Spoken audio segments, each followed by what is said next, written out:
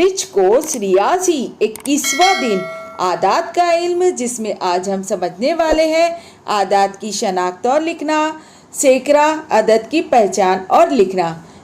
ज़रा याद करें, देखिए यहाँ पर क्या दिया हुआ है, दहाई के कितने हैं यहाँ पर हम गिन लेते हैं। 1 2 3 4 5 6 7 8 9 10 है ना। तो 10 दहाई यानी क्या होता है, 1 सैकड़ा। तो हम सैकड़े पे 1 लिखेंगे और दहाई और इकाई में क्या लिखेंगे, सिफर सिफर, है ना। दहाई के 10 गट्ठे मिलकर सैकड़ा बनता है, सैकड़ा यानी 100। दहाई के देखिए यहाँ पे कितने हैं, 10 गट्ठे हैं।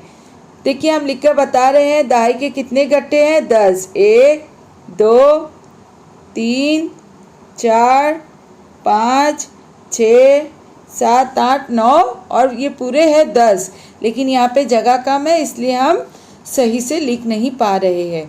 तो ये आप समझ सकते हैं कि यहाँ पे दहाई के कितने गट्ठे हैं, 10 गट्ठे हैं। तो दहाई के 10 गट्ठे मिलकर क्या बनता है, 1 सैकड़ा। दहाई के 10 गट्ठे मिलकर क्या बनता है, 1 सैकड़ा। और सैकड़ा यानी 100, सैकड़ा यानी कितने, 100। 100 में देखिए कितने सिफर है, 2 सिफर है। हाँ, सैकड़ा यानी 100।